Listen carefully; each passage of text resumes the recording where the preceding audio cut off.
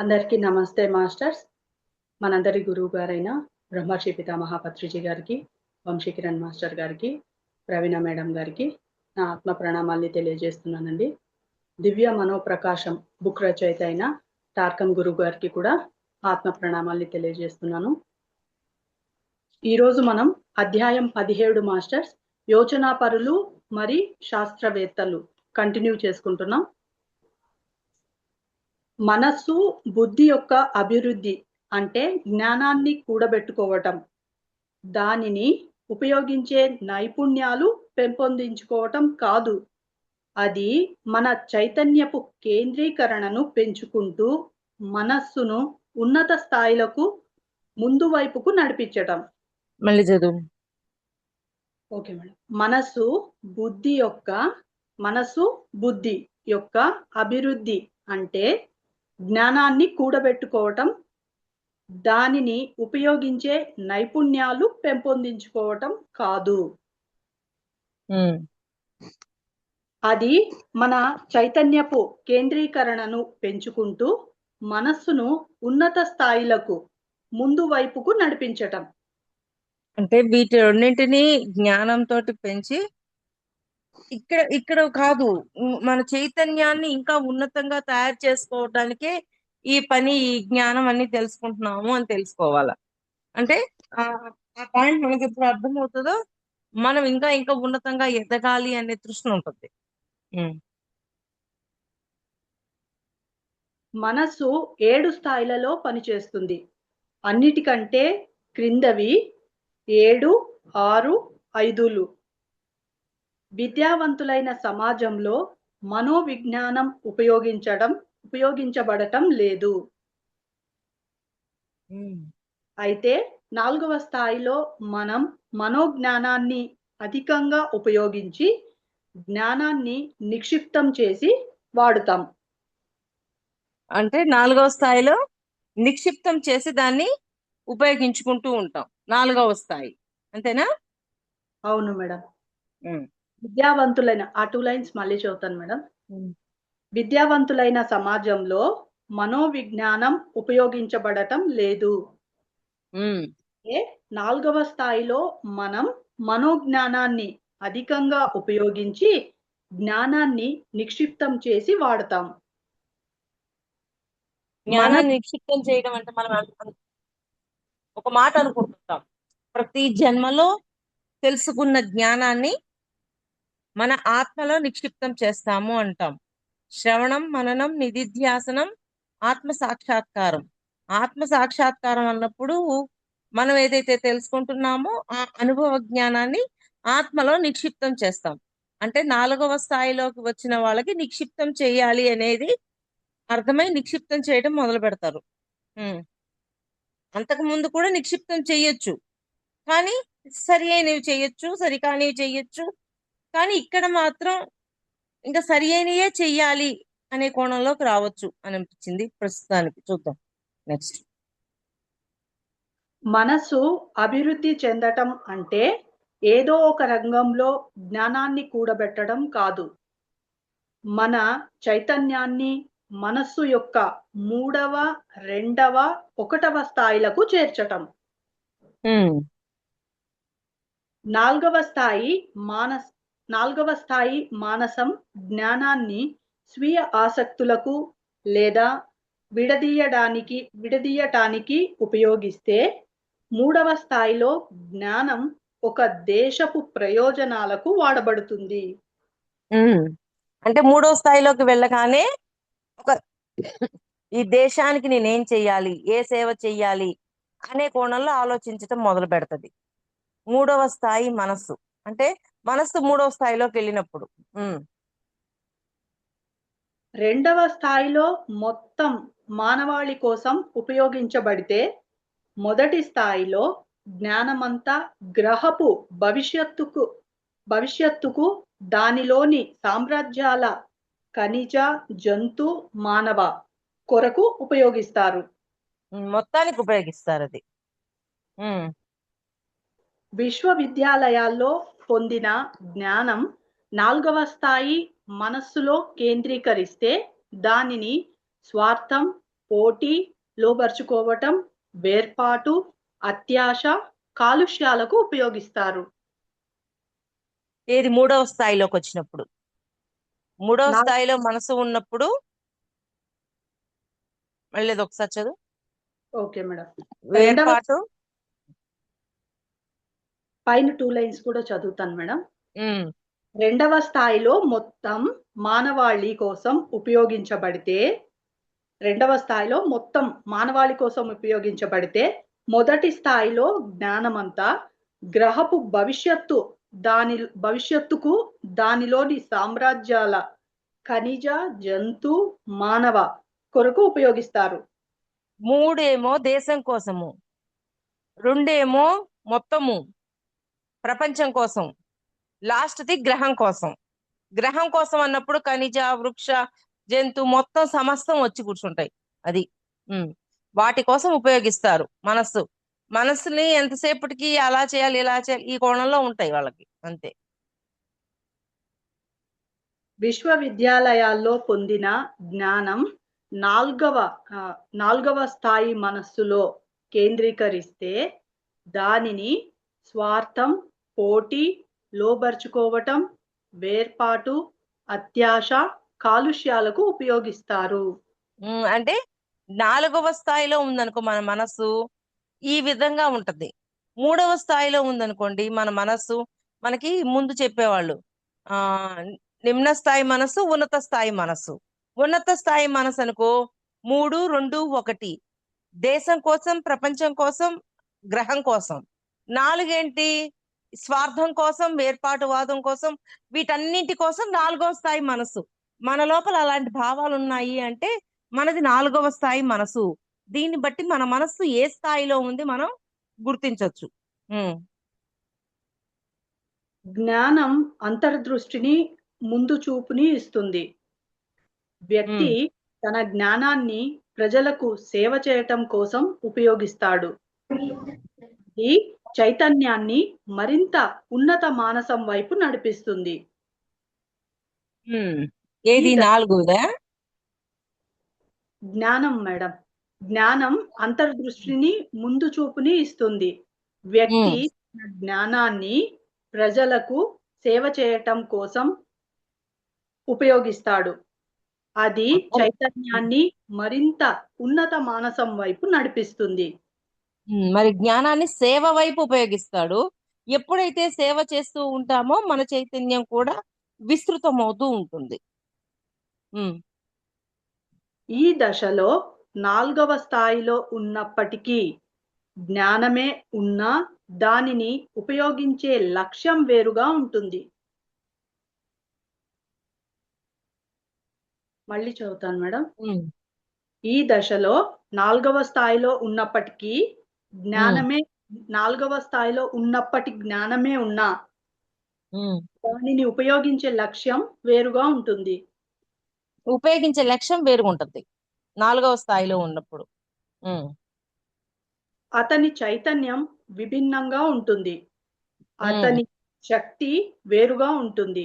ధ్యానం, సేవ మిమ్మల్ని విశ్వ సంకల్పానికి, విశ్వ యోచనకు స్పందింప చేస్తుంది. జ్ఞానము మరి ఆ ఈ గ్రహాన్ని కూడా హెల్ప్ చేయాలి, సేవ చేయాలి, ఖనిజాలు, వృక్షరాజు వీటన్నింటి వైపు మనల్ని అంటే అంత దూరం వెళ్ళేటట్టు చేస్తుంది ఆ జ్ఞానం. 4వ స్థాయిలో ఉన్నప్పటికీ కూడా జ్ఞానమే ఉన్నా దాన్ని ఉపయోగించే లక్ష్యం వేరుగా ఉండటం వల్ల ఇలా ఎదుగుదల ఉంటుంది అని మేడం. అంటే మా లక్ష్యాన్ని బట్టి ఇప్పుడు జ్ఞానం ఉంది, దేశం కోసం లక్ష్యం ఉందా, ప్రపంచం కోసం లక్ష్యం ఉందా, గ్రహం కోసం లక్ష్యం ఉందా అనే దాన్ని బట్టి ఉంటది అక్కడ.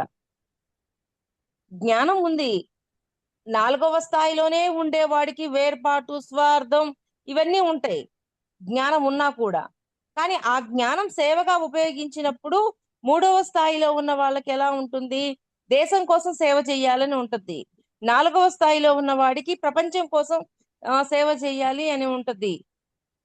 అట్లా రెండవ స్థాయి, రెండవ దాంట్లో ప్రపంచానికి సేవ చేయాలని ఉంటది. ఒకటికి వచ్చేసరికి ఈ గ్రహానికి సేవ చేయాలి అని ఉంటది. అది 4వ స్థాయిలో ఉన్న వాడికి జ్ఞానం అనేది ఉంటది.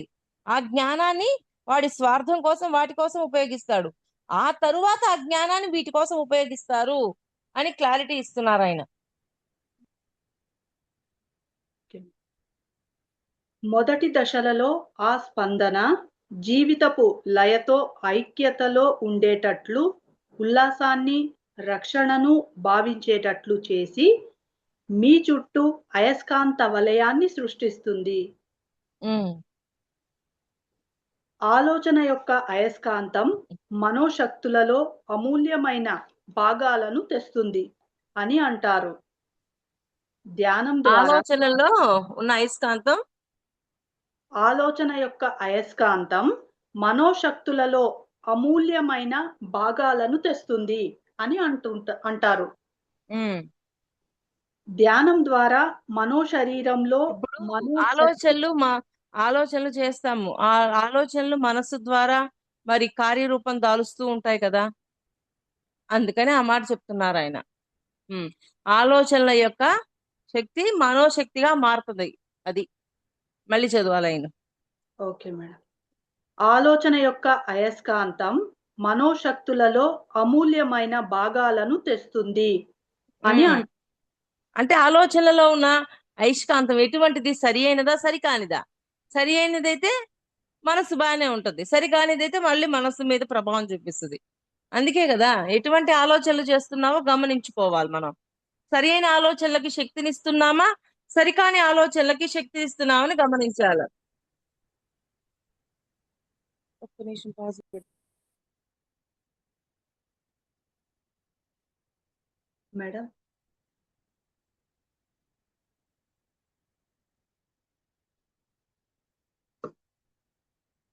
మ్యూట్ లో ఉన్నారు మేడం.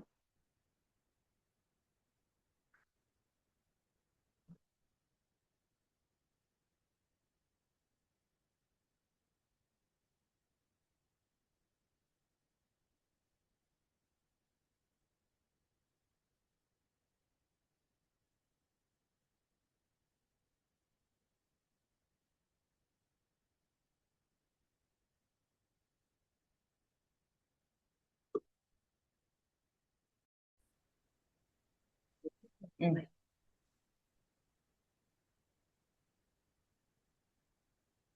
మొదటి దశలో ఆలోచనలు అనే పదం ఒకసారి మళ్ళీ చదువు ఆలయం. Okay madam. ఆలోచన యొక్క అయస్కాంతం మనోశక్తులలో అమూల్యమైన భాగాలను తెస్తుంది అని అంటారు.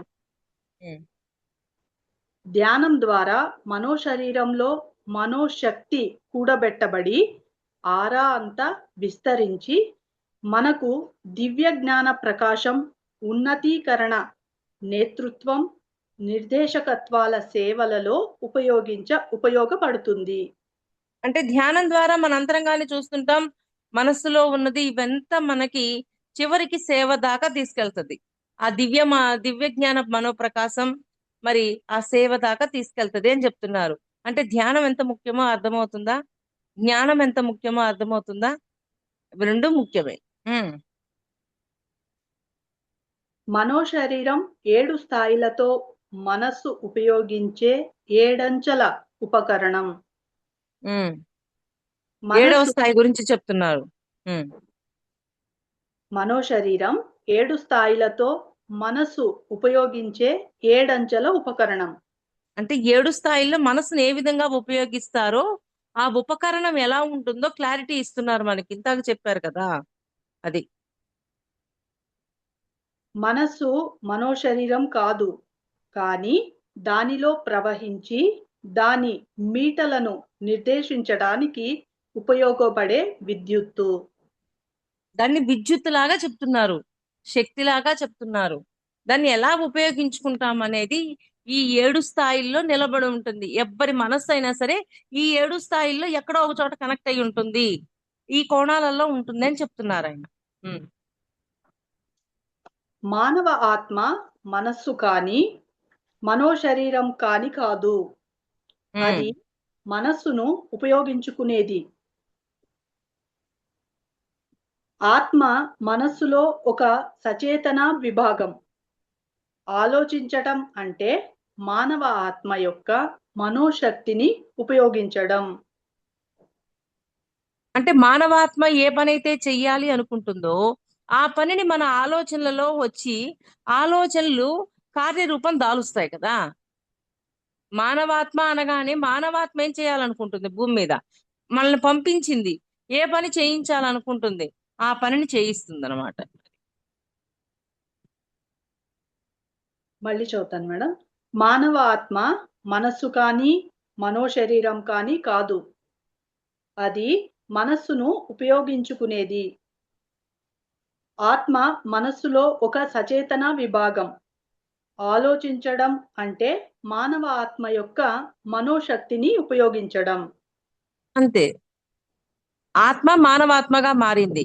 మానవాత్మగా మారాక మానవాత్మ ఏం చేయాలనుకుంటుందో ఆ పనులు ఇక్కడ జరగాలి అంటే ఆలోచనలు చేయాలి కదా. ఆ ఆలోచనల ద్వారా ఇక్కడ దాన్ని ఇంప్లిమెంట్ చేస్తూ ఉంటుంది మానవాత్మ. మనస్సు ఉపయోగించడం అంటే ఆలోచన చక్రమం. ధ్యానంలో ఆత్మ మనోకాంతిని మనోశక్తిని ఉపయోగించి విధానాన్ని నేర్చుకోవడానికి ప్రయత్నిస్తుంది. అంటే అది ఇక్కడ ఉన్న దాన్ని ఉపయోగించి ఇక్కడ అంతా లెర్నింగ్ తీసుకోవడానికి ప్రయత్నం చేస్తుంది. ఇప్పుడు జ్ఞానం తెలుసుకుంది హాస్టల్ గా జ్ఞానం తెలుసుకుంటే అయిపోదు కదా. మరలా ఇక్కడ దాన్ని ఉపయోగించి అంటే ఆచరించి అనుభవ జ్ఞానంగా మార్చుకోవాలి. అది దాని గురించి చెప్తున్నారు ఆయన. మనస్సు ఉపయోగించడం అంటే ఆలోచన క్రమం. ధ్యానంలో ఆత్మ మనోకాంతిని మనోశక్తిని ఉపయోగించి విధానాన్ని నేర్చుకోవటానికి ప్రయత్నిస్తుంది. అది ఈ శక్తిని గొప్ప సామర్థ్యంతో నైపుణ్యంతో ఉపయోగించి ఉన్నత మనోతలాలను చేరి మనోశరీరపు మూడవ రెండవ మొదటి స్థాయిలపై కేంద్రీకరిస్తుంది. మళ్ళీ చదువునా మేడం? అవసరం లేదు. ఇంకేం లేదమ్మా. 7 స్థాయిల్లో మనసు ఉంటుంది. మనసు ఒక్కొక్క స్థాయిలో ఉంది అంటే వాడు ఆ స్థాయిలో ఉంది వాడి మనస్సు అని అక్కడ క్లారిటీ ఇస్తున్నారు అంతే. మనస్సు ద్వారానే మానవ మరి గ్రహ లోగోల యోచనా పరులు ఇవి చేయగలరు. మరి 3, 2, 1 స్థాయిలో చెయ్యాలి అంటే వాళ్ళ మనసు అలా ఉంటుంది. ఆ గ్రహానికి సంబంధించిన వాటికి ఆ సేవ చేయాలనే కోరికతో ఉంటారు వాళ్ళు. ఇక్కడ కొన్ని 10 పాయింట్స్ ఇచ్చారు మేడం దీని కింద. మనస్సు ద్వారానే మారిన మానవ మరి గ్రహ లోగోల యోచనా పరులు ఇవి చేయగలుగుతారంట మేడం. ఒకటవది ఒక రూపాన్ని లేదా వాహనాన్ని మనోశరీరం లేదా సూక్ష్మ మరి భౌతిక శరీరాలను తెలివిగా ఉపయోగించటం. ఒకటవది ఒక రూపాన్ని లేదా వాహనాన్ని అంటే ఒక రూపాన్ని వాహనాన్ని ఉపయోగించి మనో శరీరాన్ని ఏ విధంగా ఉపయోగిస్తారో కొంతమంది అలా ఉపయోగిస్తారు అని చెప్తున్నారు. మనోశరీరం లేదా సూక్ష్మ మరి భౌతిక శరీరాలను తెలివిగా ఉపయోగించటం. అంతే. 3 భౌతిక మనో సూక్ష్మ. రెండవది కారణ శరీరంలో నైపుణ్యాన్ని పొందడం. అంటే కారణ శరీరంలో అనుభవాన్ని కూడబెట్టి దానిని భవిష్యత్ జన్మలకు ఉపయోగించటం. పైన ఏంటి? భౌతిక మనో సూక్ష్మ శరీరాలు వీటిని తెలివితో ఉపయోగిస్తూ ఉంటారు. కానీ రెండో పాయింట్ ఏంటి? కారణ శరీరంలో ఏ జ్ఞానం అయితే ఉందో ఆ జ్ఞానాన్ని ఉపయోగిస్తుంటారు. ఎన్ని రకాలుగా ఉపయోగిస్తారు, ఎంతమంది ఎలాగ ఉపయోగిస్తారని క్లారిటీ ఇస్తున్నారు ఆయన. మూడవది అనుభవపు ప్రయోజనాలను పొందటం. అనుభవం పొందారు. ఆ అనుభవం పొందినప్పుడు ఆ అనుభవాన్ని ప్రయోజనంగా పొందుతారు. అంటే అనుభవం ద్వారా జ్ఞానాన్ని పొందుతారు. ఏం ప్రయోజనం వస్తుంది? అనుభవం ద్వారా జ్ఞానమే కదా వచ్చేది. ఆచరణ పెట్టాం, అనుభవ జ్ఞానం వచ్చిందా లేదా? ఇప్పుడు 7 స్థాయిలలో మనస్సు ఉంటుంది. ఆ మనస్సులో 7 స్థాయిల్లో మనుషులు ఉంటారు. ఇలాంటి వాళ్ళల్లో ఒక్కొక్కరు ఒక్కొక్క విధంగా దీన్ని ఉపయోగించుకుంటారు. విగ్రహాలు వీటి ద్వారా భౌతిక ఆ మనో సూక్ష్మ శరీరాలు తెలివితేటలకు ఉపయోగిస్తారు. రెండవది ఏంటి? కారణ శరీరంలో కారణ శరీరంలో ఉన్న దాన్ని తెలుసుకొని దాని ద్వారా ముందుకు తీసుకెళ్తారు. మూడవది ఏంటి? అనుభవ జ్ఞానాన్ని ఆ, అంటే ఆచరించి అనుభవాన్ని జ్ఞానంగా మార్చుకుంటూ ఉంటారు. ఉమ్. ఎన్ని రకాల వాళ్ళు ఏ విధంగా ఉంటారని చెప్తున్నారు. ఉమ్. మూడవ పాయింట్ మేడం, అనుభవపు ప్రయోజనాలను పొందటం. మనస్సు ఉమ్. ద్వారానే మనం మన అనుభవం నుంచి వచ్చిన ప్రయోజనాన్ని ఉపయోగించుకోగలం. అంతే కదా, మనస్సే వద్దు అంటుంటారు. మనసు లేకపోతే అసలు ఏం చేస్తాం, పని ఏం చేస్తాం? ఆ అనుభవ జ్ఞానాన్ని మనస్సు ద్వారా ఉపయోగిస్తున్నావా లేదా? ఇప్పుడు ఒక అనుభవ జ్ఞానాన్ని పొందాం, మన మనస్సు మనకు తెలియజేస్తుంది కదా, ఆల్రెడీ నువ్వు పొందావు కదా, నువ్వెందుకు ఇలా ప్రవర్తిస్తున్నావు, నువ్వెందుకు ఈ గుణాన్ని మళ్ళీ ప్రదర్శిస్తున్నావు, ఆల్రెడీ ఈ గుణాన్ని ప్రదర్శించి దెబ్బతిన్నావు కదా అని మన మనస్సు హెచ్చరిస్తుందా, హెచ్చరించదా? హ్మ్. నిజమైన అనుభవం అంటే ముఖ్య నియమాలను కనుగొని వాటిని ఉపయోగించే సౌకర్యం పొందటం. నిజమైన అనుభవము అంటే ఏది పడితే అది అనుభవంగా తీసుకోవడం కాదు. ఇప్పుడు విశ్వ నియమాలు ఉన్నాయి, ఆ నియమాలకు సంబంధించిన జ్ఞానాన్ని పొంది దాన్ని ఆచరించటం, అట్లాగా. ఉమ్. నాలుగవది మేడం, చైతన్య విస్తరణ. చైతన్యం అనేది మానవ ఆత్మ యొక్క కాంతి. ఆత్మ సేవలో ఎక్కువ అనుభవాలు పోగు చేసుకున్నప్పుడు, మనోశక్తితో ధ్యానంలో గాఢ అంతర్దృష్టులు అంతర్దృష్టులు పొందినప్పుడు ఈ కాంతి విస్తరిస్తుంది. నిదానంగా చదువు. Okay madam. నాలుగవ పాయింట్, చైతన్య విస్తరణ. చైతన్యం మన అనేది చైతన్యం ఏ విధంగా విస్తరణ చెందుద్ది అని చెప్తున్నారు, క్లారిటీ ఇస్తున్నారు. ఉమ్. చైతన్యం అనేది మానవ ఆత్మ యొక్క కాంతి. చైతన్యం అనేది మానవాత్మ యొక్క కాంతి. ఉమ్. ఆత్మ సేవలో ఎక్కువ అనుభవాలు పోగు చేసుకున్నప్పుడు, అంటే ఇప్పుడు మనం భూమి మీద ఉన్నాం, ప్రతిదీ సేవగా భావించాం. సేవగా భావించినప్పుడు ఎంతో అనుభవ జ్ఞానం పొందుతామా లేదా? ఎన్నో అనుభవాలు పొందుతామా లేదా? అది. మనోశక్తితో ధ్యానంలో గాఢ అంతర్దృష్టులు పొందినప్పుడు మనోశక్తితో ధ్యానంలో అంతర్దృష్టి, అంతరంగంలో ఏం జరుగుతుంది, నేను ఎలా ఉంటున్నాను అని తెలుసుకోగలిగినప్పుడు ఈ కాంతి విస్తరిస్తుంది. ఇవి రెండు చేసినప్పుడు మన చైతన్యం యొక్క కాంతి అనేది విస్తరిస్తుంది అని చెప్తున్నారు. మానవాత్మగా అంటే చైతన్యం విస్తృతం అవ్వడం. ఈ చైతన్యం ఏ విధంగా విస్తృతం అవుతుంది, ఏ పనులు చేస్తే విస్తృతం అవుతుందో క్లారిటీ ఇస్తున్నారు ఈ పాయింట్ లో. మళ్ళీ చదువు ఆ పాయింట్. Okay madam. నాలుగవ పాయింట్, చైతన్య విస్తరణ. చైతన్యం అనేది మానవ ఆత్మ యొక్క కాంతి. ఆత్మ సేవలో ఎక్కువ అనుభవాలు పోగు చేసుకున్నప్పుడు, మనోశక్తితో ధ్యానంలో గాఢ అంతర్దృష్టులు పొందినప్పుడు ఈ కాంతి విస్తరిస్తుంది. మన చైతన్యం యొక్క కాంతి విస్తృతం అవ్వాలంటే మనం ఏం చెయ్యాలి? సేవగా చేయాలి. ప్రతి పనిని సేవగా మార్చేయాలి. ఎప్పుడైతే సేవగా చేస్తూ ఉంటామో అప్పుడు మన యొక్క చైతన్య కాంతి అనేది పెరుగుతుంది అంటున్నారు. సేవగా చేసి దాని యొక్క అనుభవాలన్నింటినీ జ్ఞానంగా పొందుతున్నామా లేదా? ఐదవది మేడం, ఒక ప్రత్యేక లక్ష్యం వైపు పురోగమించడం. అంటే ఒక ప్రత్యేకమైన లక్ష్యం ఉండాలి. ఇప్పుడు పైన సేవ అని చెప్పారు, ఆ సేవ అనేది మనకు ఒక లక్ష్యంగా ఉండాలి.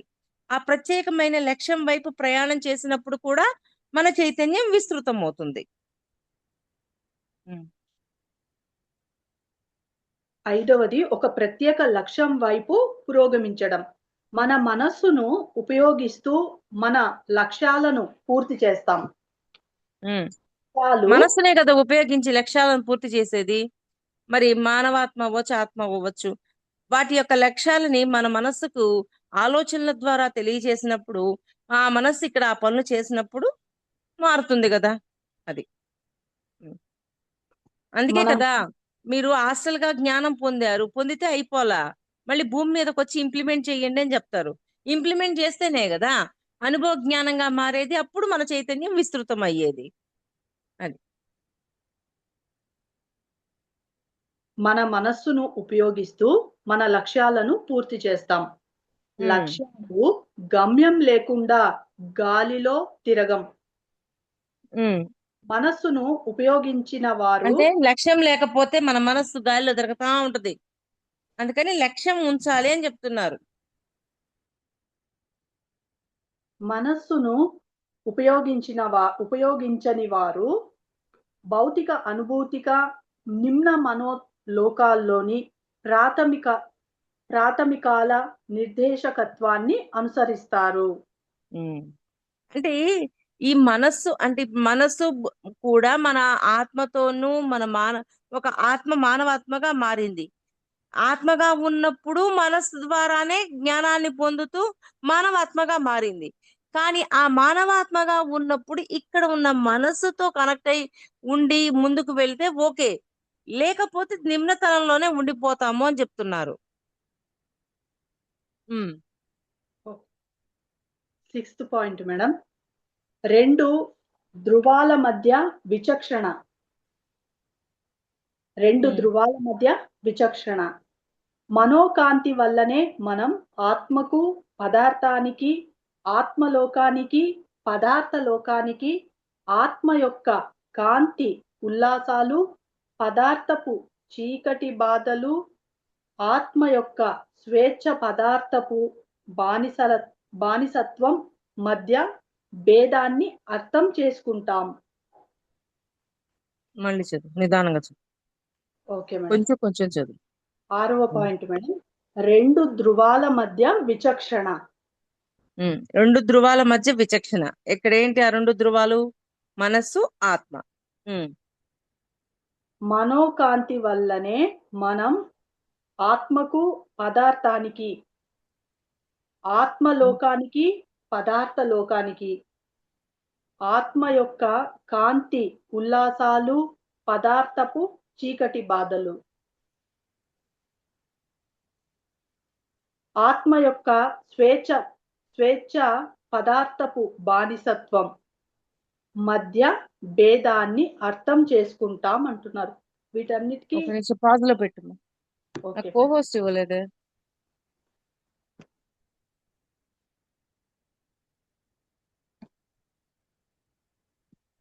ఇరా నేను పెడతాను. 7th పాయింట్ మేడం, చర్యలో నిర్దేశకత్వపు ఎంపిక.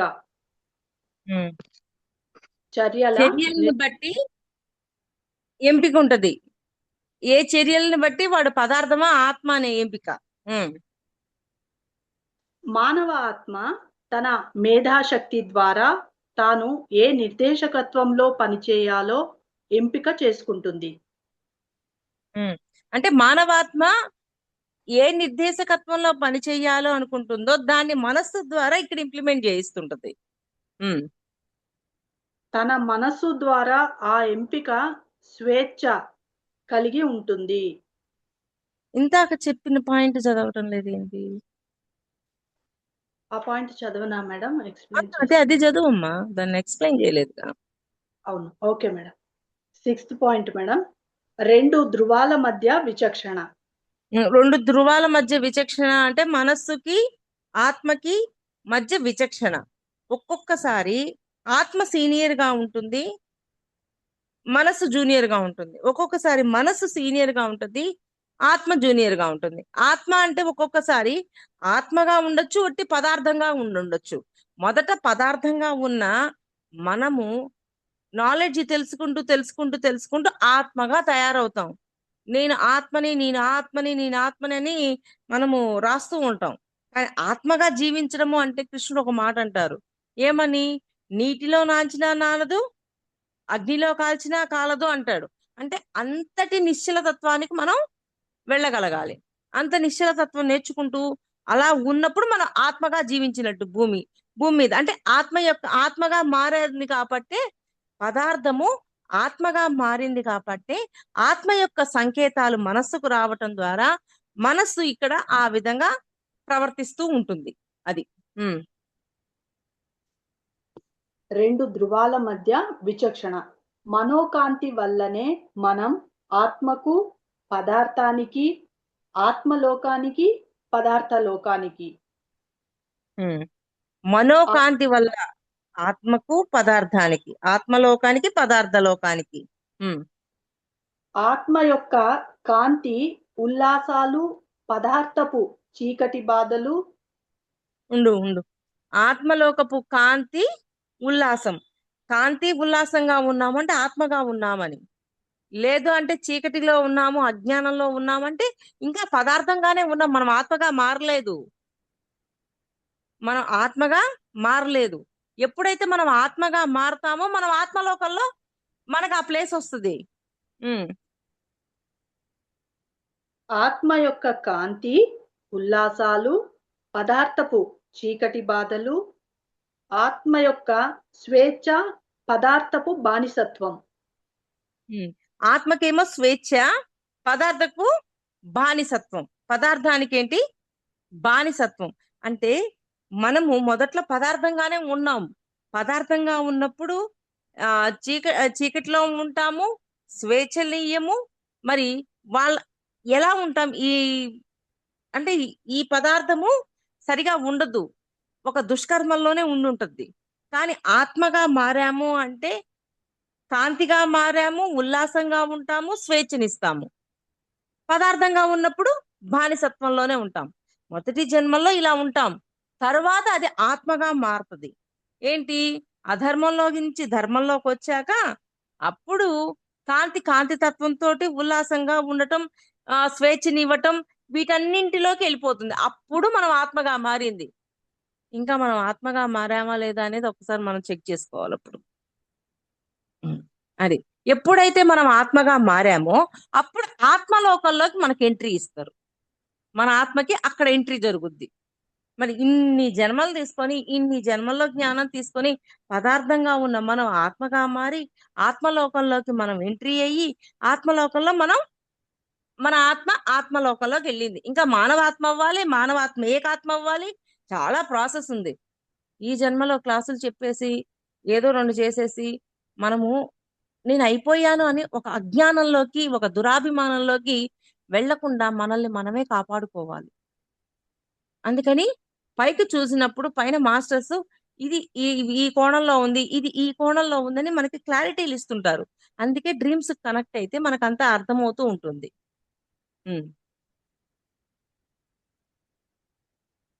ఆత్మలోకానికి, పదార్థ లోకానికి. ఆత్మ యొక్క కాంతి ఉల్లాసాలు, పదార్థపు చీకటి బాధలు.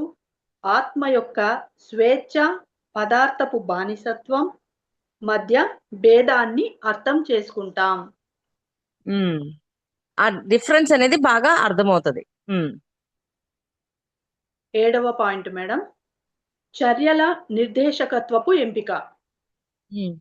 మానవ ఆత్మ తన మేధాశక్తి ద్వారా తాను ఏ నిర్దేశకత్వంలో పనిచేయాలో ఎంపిక చేసుకుంటుంది. అంటే ఎక్కడ చెయ్యాలి అనేది దానికి ఉన్న జ్ఞానాన్ని బట్టి, నాలెడ్జ్ని బట్టి అది నిర్ణయించుకుంటూ ఉంటుంది. తన మనస్సు ద్వారా ఆ ఎంపిక స్వేచ్ఛ కలిగి ఉంటుంది. 8వ పాయింట్ మేడం, రూప పరిపూర్ణత ఉపయోగం. ఎన్ని పాయింట్స్ అవి? 10 ఉన్నాయి మేడం. ఇప్పుడు 8th వన్ చదువుతున్నాను మేడం. పెద్దవే చిన్నవే? చిన్నవే మేడం. 4 లైన్స్ ఉన్నాయి. అది రేపు చెప్పుకుందాం. స్టాప్ చేయనా మేడం? స్టాప్. ఇంత చక్కటి అవకాశం ఇచ్చిన ప్రవీణ మేడం గారికి, టార్కం గురువు గారికి హృదయపూర్వకమైన ఆత్మ నమస్కారాలు తెలియజేస్తున్నాను మాస్టర్స్.